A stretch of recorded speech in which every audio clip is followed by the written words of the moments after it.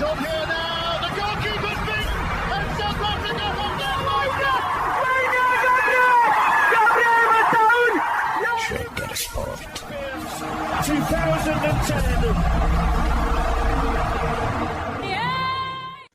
ሰላም ጤና ይስጥልን እንደምናላችሁ የተከበራችሁና የተወደዳችሁ የሸገር ስፖርት ዊዝ አበበ ግደይ የዩቲዩብ ቻናል ቤተሰቦቻችን በያላችሁበት እጅግ አስደሳች ጊዜን እያሳለፋችሁ እንደሆነ ተስፋ እናደርጋለን። መልካሙን ሁሉም ለናንተ እንመኛለን። ታዲያ ይህንን ሸገር ስፖርት ዊዝ አበበ ግደይ የሚለውን የዩቲዩብ ቻናላችንን ሰብስክራይብ አድርጉት፣ የደውል ምልክቱን ተጫኑትና አዳዲስ ፕሮግራሞችን ስንለቅ መልእክት ይድረሳችሁ። ላይክ በማድረግ እንዲሁም ደግሞ ሊንኩን ለሌሎች በማጋራት በተከታዮች ቁጥር እንድንበዛ የምንሰራቸው ፕሮግራሞችም ብዙ ሰዎች ጋር እንዲደርስ የምታደርጉትን ጥረት አጠናክራችሁ ቀጥሉ እንላለን። እስካሁን ላደረጋችሁልን ድጋፍ፣ እገዛ እና እኛን ለማንቃት ለሄዳችሁት ርቀት በሙሉ ምስጋናችን ትልቅ ነው። በጣም እጅግ በጣም አድርገን እናመሰግናለን።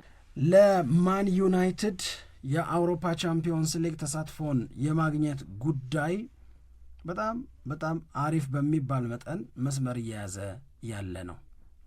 ስለዚህ ይሄ አሪፍ መስመር እየያዘ ያለው የማንቸስተር ዩናይትድ ጉዳይ ይሳካል ወደሚለው የበለጠ ያዘነበለ ነው። ይሳካል፣ ይሆናል፣ ያደርጉታል። ምክንያቱም በወቅታዊ ውጤታማነት በወቅታዊ ብቃት ማንቸስተር ዩናይትድ በጣም በጣም በጣም አሪፍ ነገር እያሳካ ነው ያለው። በተለይ በካሪክ ስር 6 ተጫወቱ፣ 5ቱን አሸነፉ። በአንዱም ቢሆን አቻ ነው የወጡት። አልተሸነፈም።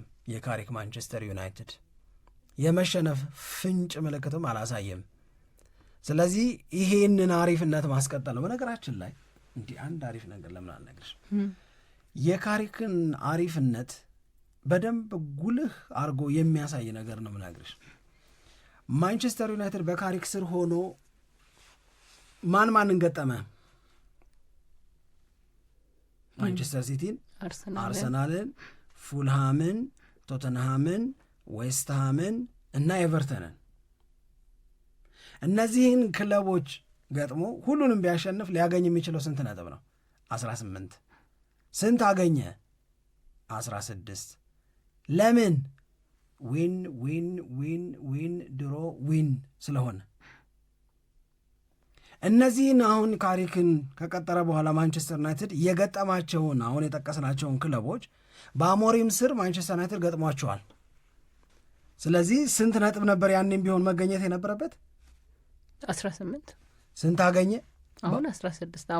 አሞሪም ስንት አገኘ? ከእነዚህ ክለቦች ጋር በተደረገ ጨዋታ 3። ከምርን ነው እንዴ? አልመለመጭም። ከ6ቱ እናቴ ትሙት እንደዚህ ተጠራቅሞ ባይቀርብ ግን ይሻላል። ታውቃለህ ከምር ይኸውልሽ ከ6ቱ 18 ማግኘት ሲገባው ከነዚሁ ተጋጣሚዎች ጋር ማንቸስተር ዩናይትድ ከ6ቱ 3 ነው ያገኝ። ከነዚህ ተጋጣሚዎች ጋር አሞሪም 3 አግኝቶ ካሪክ ግን 16 አገኘ።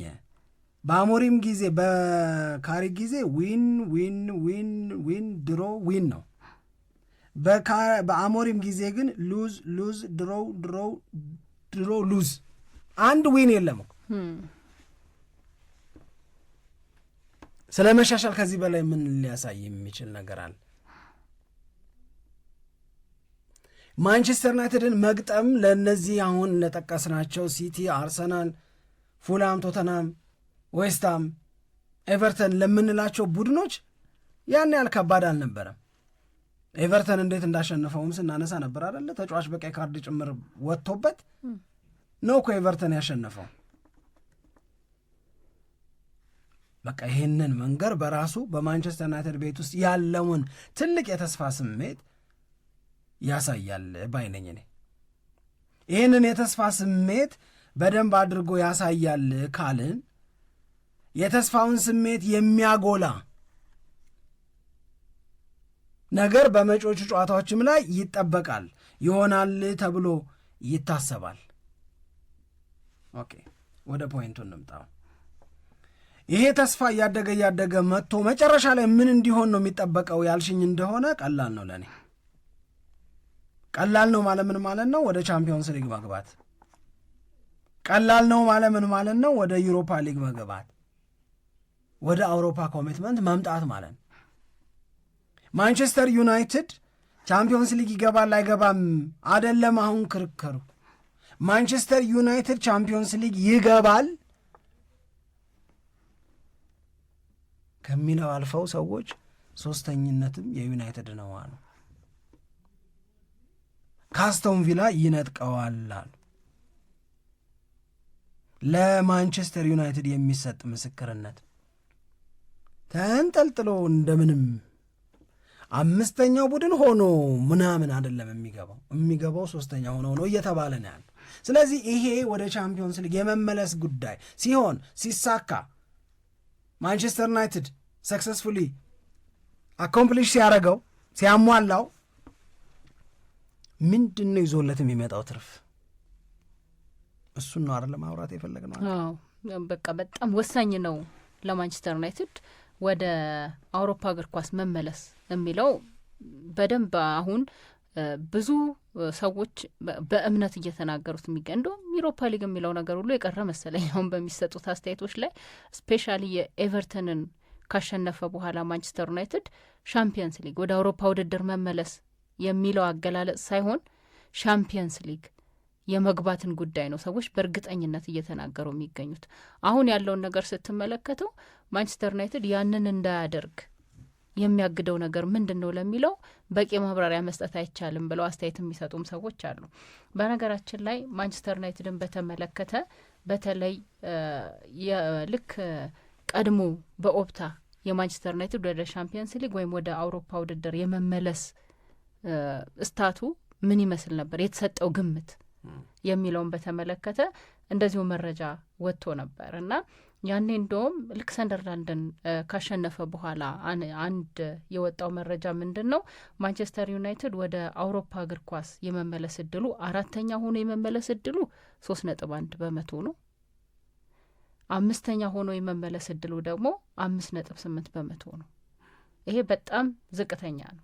በጣም ዝቅተኛ አይመለስም ማለት በይሉኝታ ነው። በቃ በይሉኝታ እንደማለት ነው። በቃ እንደዛ ነው ሊወሰድ የሚችለው። ከዛ በኋላ ልክ ጃንዋሪ 5 ላይ ሩበን አሞሪም ተሰናበቱ። ይሄ ያው ሩበን አሞሪም በነበሩበት ጊዜ የዩናይትድን ሁኔታዎች በማየት ሮማንቱ ነው መጥተው ምን ያላልከ ነው ሰው ከስልጣን ሲነሳ ይዘረጠጣል። አናውቅም እንዴ ይመጣል የነበረው ነው የምትባለው ሽገቲ። ለማንኛውም ግን ጃንዋሪ 5 ላይ ከተሰናበቱ በኋላ ማን ዩናይትድ 10 ጨዋታዎችን አድርጓል። በፍሌቸርም እንደዚሁም ደግሞ በካሪክም ስር ማለት ነው። ያን እና እነዚህን ጨዋታዎች ደግሞ ማንቸስተር ዩናይትድ አልተሸነፈም። በጣም ጥሩ የሚባል ሂደት ነው እያሳየ የሚገኘው። ልክ የተሸነፈው እንዴ በፍሌቸር ጊዜ ምን ተሸነፈ? ኤፍኤ ካፕ የተሸነፉት በሱ ጊዜ አይደል እንዴ? አይ የፕሪሚየር ሊጉ ነው ወደ አውሮፓ ውድድር የመመለስ ስለሆነ በዛ መንገድ ነው የምናየው። ለማንኛውም አሁን ትልቁ ጉዳይ ቅድም እንዳልኩት ኤቨርተንን ማሸነፉ ማንቸስተር ዩናይትድ እና ያሸነፈበት መንገድ ማለቴ በጣም ፐርፎርም አድርጎ ሲቲ ላይና አርሰናል ላይ የነበረውን ነገር አሳይቶ ምናምን አይደለም፣ ግን በጥንቃቄ ተጫውቶ የሚፈልገውን ውጤት ይዞ መውጣቱ እንደ ትልቅ ብልጠት ይታያል እና ከዚህም በኋላ እንደ ጉብዝና ይታያል። ከዚህም በኋላ የሚያስቸግሩ ሁኔታዎች ቢገጥሙት እንኳን እንዴት ማለፍ እንዳለበት ማይክል ካሪክ ያውቃል። የሚያስፈልገውን ነገር ማድረግ የሚችል ማንቸስተር ዩናይትድ እየተፈጠረ ነው። እንደዛ ነው የሚያስፈልገው ነገር ምንድን ነው? ማንን ኳስ ተቆጣጥረው የሚጫወቱ ክለቦችን ሲገጥም እንደ ማን አይነት እንደ አርሰናል እንደ ማንሲቲ አይነት ኦኬ፣ የሚያስፈልገው ነገር ምንድን ነው? ማንን ሲገጥም የኳስ ቁጥጥር ላይ ግዴለሽ ለሆኑ ክለቦች፣ በሎ ብሎክ ለሚጫወቱ፣ በራሳቸው ዲፌንሲቭ ኤሪያ ላይ ብዙ ጊዜ ለማጥፋት ግድ የሌላቸው፣ በዛ ውስጥ ግን አደጋ የሚፈጥሩ አንቺ አደጋ እንዳትፈጥሪ ደግሞ የሚያደርጉ እነዚህን ስትገጥሚ ደግሞ ምንድነው ማድረግ ያለብሽ? እነዚህን ሁለቱንም እያመጣጠነ የመሄድ አቅም እንዲመለስ እያደረገ ነው። የሚያሳየው ነገር ትልቅ ነው የሚለውን በማሰብ ነው እና ቅድም አሞሪም በነበሩበት ጊዜ ወደ አውሮፓ የመመለስ እድሉ ምን ያክል ነው የሚለውን በመቶኛ አይተናል። ማይክል ካሪክ ከመጣ በኋላ የማንቸስተር ዩናይትድ ወደ አውሮፓ የመመለስ እድሉ 4ኛ ሆኖ የመመለስ እድሉ 44.2% 40% ጨምሯል ነው። አስበው ቅድም 4 ስላሽ ማለት ነው። እሺ አምስተኛ ሆኖ የመመለስ እድሉ ደግሞ 72 ነጥብ ነው። 72 በቃ ፐርሰንት ነው። ያ ማለት ይሄ ወደ 65% 5.8 ነበር መጀመሪያ ላይ 67% አካባቢ ጨምሯል ማለት ነው። ስለዚህ በጣም እድገቱ የሚታይ ነው እና ግን ለማንቸስተር ዩናይትድ እንዳልነው ደግሞ በጣም ወሳኝ ነው የሚባለው ለምንድን ነው የሚለውን በጣም ባጭሩ እናንሳ ከተባለ አንደኛ ማንቸስተር ዩናይትድ ለ3 ተከታታይ የውድድር ዓመት ከአውሮፓ እግር ኳስ ሻምፒየንስ ሊግ ውድድር ውጪ ሆኖ መቆየት የለበትም። ይሄ ከክለቡ ታሪክም ጋር የማይመጥን ነው ተብሎ ነው በጣም ብዙ ሰዎች ሀሳባቸውን እየሰጡ የሚገኝ። ስለዚህ በዚህ የውድድር ዓመት ያሉት ሁኔታዎች አመቺ ስለሆኑ ወደ አውሮፓ ሻምፒየንስ ሊግ የመመለስ እድሉን የበለጠ ከፍ ያደርግለታል። ባለፈው በመጀመሪያው እንግዲህ 6ኛ ሆኖ ጨረሰ፣ ከአምና ማለት ነው ካቻምና 6ኛ ሆኖ ጨረሰ። አምና ደግሞ 15ኛ ሆኖ ነው የጨረሰው። ስለዚህ በዘንድሮ የውድድር ዓመት ደግሞ ወደ ሻምፒየንስ ሊግ የማይሳተፍበት እድል መፈጠር የለበት፣ በቃ ማብቃት አለበት ነው ተከታታይ ሂደቱ የዩናይትድን ጉዳይ ስለሆነ ከክብሩ ጋር ስለሆነ አብሮ የሚነሳው ማለት ነው። ከዛ ግን ቀጥሎ ደግሞ እዚህ ላይ የሚጨምረዋለ የመጀመሪያው ያው ተጠቅልሎ ሲቀርብ የክብር ጉዳይ ነው የሚሆነው። የማንቸስተር ዩናይትድ ክብሩ፣ የማንቸስተር ዩናይትድ ወጉ እና ልኩ በአውሮፓ ቻምፒዮንስ ሊግ ደንበኛ ሆኖ መቀጠል ነው። ስለዚህ በዚህ የደንበኝነት ማለት የተሳትፎ ደንበኝነት መቀጠል አለመቻል ሁልጊዜም ቢሆን አስገራሚ፣ ሁልጊዜም ቢሆን ለማንቸስተር ዩናይትድ ከክብር በታች የመዋል ተደርጎ ነው የሚወሰደው። ስለዚህ የማንቸስተር ዩናይትድ ወደ ቻምፒዮንስ ሊግ መመለስ ታሪኩን ወደኋላ ሄዶ ላስታወሰ አለመኖሩ ምን ማለት እንደሆነ ይገባዋል። በነበረባቸው ጊዜያቶች ውስጥ ምን ሰራ? እንዲቀሩ ከማይፈለጉ ክለቦች መካከል አንዱ ማንቸስተር ዩናይትድ ሲኖርበት የትኛውም ውድድር ደማቅ፣ ማንቸስተር ዩናይትድ ሲኖርበት የትኛውም ውድድር የበለጠ ግሬስፉል ነው። ይሄንን ለማንቸስተር ዩናይትድ የምንልላቸው ሌሎች ክለቦች ሊኖሩ ይችላል።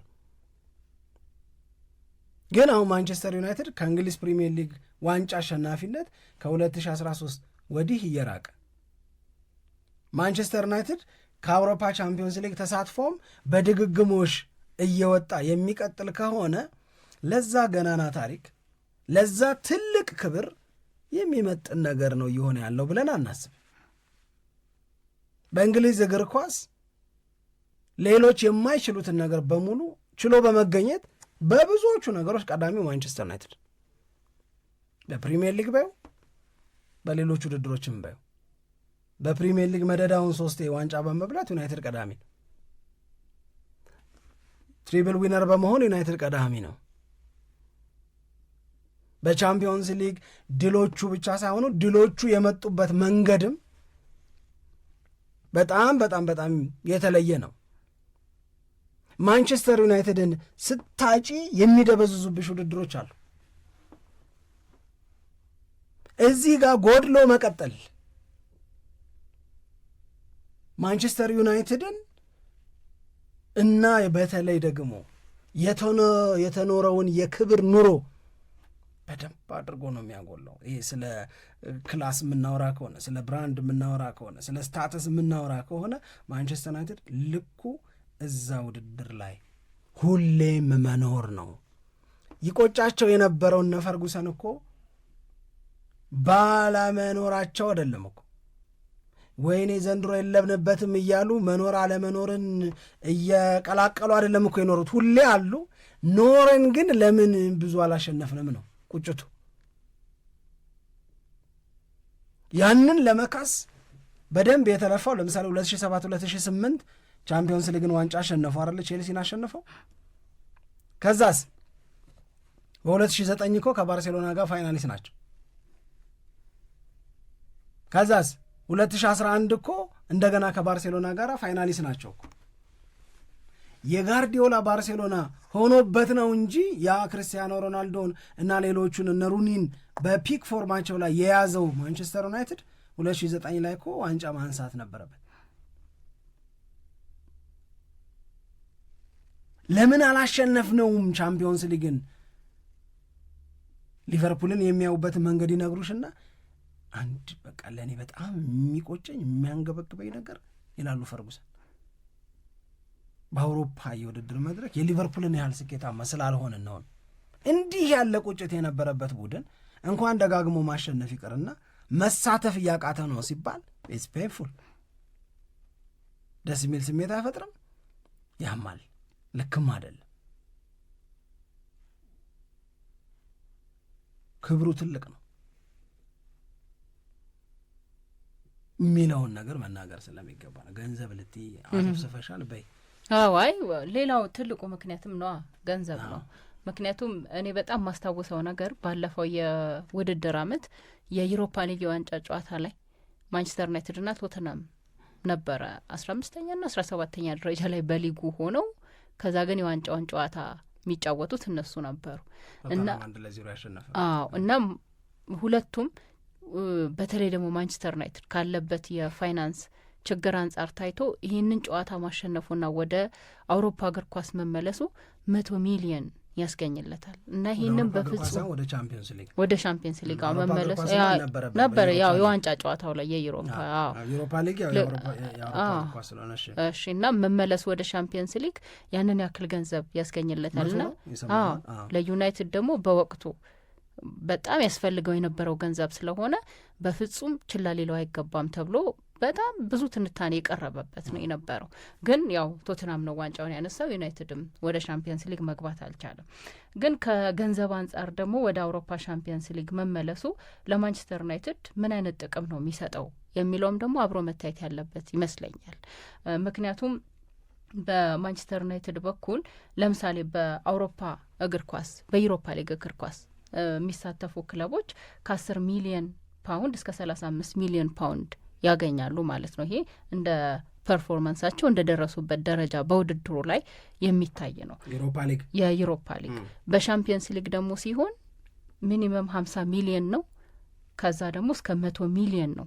ከ50 ሚሊዮን እስከ 100 ሚሊዮን ሊሰራ ይችላል ሊገኝ ይችላል በውድድሩ ላይ በምትሳተፍበት ወቅት ማለት ነው። ይሄ በጣም ትልቅ ገንዘብ ነው እና ይሄ አንድ ውድድሩን በመሳተፍ የሚገኝ ገንዘብ ስለሆነ እዚህ ላይ ዩናይትድ የበለጠ መበርታትና ይህንንም ደግሞ ጥቅም ወደ ራሱ ማምጣት አለበት ተብሎ ይታሰባል። አንድ የሚነሳ ነገር ነው። ሌላ ከዩናይትድ ጋር በተያያዘ ስፖንሰሮችንም ደግሞ በአውሮፓ እግር ኳስ ላይ መሳተፍ ባለመቻሉ እያጣ እንደሆነ ባለፈው ስንናገር ነበር። እንደውም የአዲዳስ አግሪመንት አለ ከማንቸስተር ዩናይትድ ጋር የቲሸርቱ ስምምነት ወይንም የማሊያው ስምምነት ማለት ነው። ማን ዩናይትድ በአውሮፓ እግር ኳስ ላይ ባልተሳተፈ ቁጥር 10 ሚሊዮን ፓውንድ በየአመቱ ያጣል፣ ክፍያው ይቀንሳል። ይሄ ደግሞ እንግዲህ የሚያሳጣው ነገርም ደግሞ ከገንዘብ ጋር በተያያዘ በደንብ መታየት አለበት በሚል ነው። ስለዚህ አንዱ ወሳኙ ነገር የማንቸስተር ዩናይትድን ወደ አውሮፓ እግር ኳስ መመለስን በቃ ግዴታ ከሚያደርጉት ነገሮች መካከል አንደኛው በውድድሩ ላይ ተሳትፎ የሚገኘውን ገቢ ራሱን ለማጠናከር የበለጠ መስራት አለበት ነው። ምክንያቱም በ2028 የእንግሊዝ ፕሪሚየር ሊግ ዋንጫን ማንሳት ይፈልጋል ወይም እቅዳቸው ያ ነው። ስለዚህ ያንን ለማድረግ ደግሞ ቡድኑ አሁን መገንባት መሰራት አለበት። ያንን ለማድረግ ደግሞ ገንዘብ ያስፈልጋል። አሁን የተባለው የአዲዳስ ገንዘብ የምናምን ገንዘብ እንደተጠበቀ ሆነ ወይም የተሳትፎ የሚያስገኘው ገንዘብ እንደተጠበቀ ሆኖ ደግሞ በእለት ደግሞ ስቴዲየም ከሚገቡ ተመልካቾች የሚገኝ ገንዘብ ብዙ ገንዘብ ከሚሰሩት ክለቦች መካከል አንዱ ማንቸስተር ዩናይትድ ነው። ከዛ በኋላ የቲቪ የእይታ የእሱ ገቢ አለው። ብዙ ነገሮችን ማንቸስተር ዩናይትድ ማግኘት ማሳካት ይችላል ነው። ስለዚህ ገንዘብ ሁለተኛው ነው። ሶስተኛ ምንድን ነው? ሶስተኛ ደግሞ የካሪክም ጉዳይ አለ። ለማይክል ካሪክ በጣም ወሳኝ ነው ወደ አውሮፓ ቻምፒየንስ ሊግ ዩናይትድን መመለስ የሚለውም መታየት አለበት ለማለት ነው። በተለይ ደግሞ አሁን ባለው ሁኔታ ማንቸስተር ዩናይትድን ሊያሰለጥኑ ይችላሉ ተብለው ዝርዝር ተቀምጦ ነበር፣ ሾርት ሊስት ነበር እና አብዛኞቹ ለምሳሌ ቶማስ ቱኸልን ብታይ እንደገና ደግሞ ካርሎ አንቸሎቲንም ብናይ ስማቸው የተጠራ ስለነበረ ሁለቱም ባሉበት ኮሚትመንት ይቀጥላሉ በብራዚል ብሔራዊ ቡድንና በእንግሊዝ ብሔራዊ ቡድን ቶማስ ቱኸልና እንደዚሁም ደግሞ ካርሎ አንቸሎቲ ማለት ነው። ከዛ ደግሞ ሮቤርቶ ዴዘርቢ ማንቸስተር ዩናይትድን የማሰልጠን እድል ይኖራቸዋል ተብሎ ሲገለጽ ነበር። ኦሊቨር ግላስነር ግን እነዚህም አሁን እየደበዘዘ ነው ፍላጎቱ ይሄ የደበዘዘበት ምክንያት ብዬ የማስበው በሁለት ምክንያት ነው።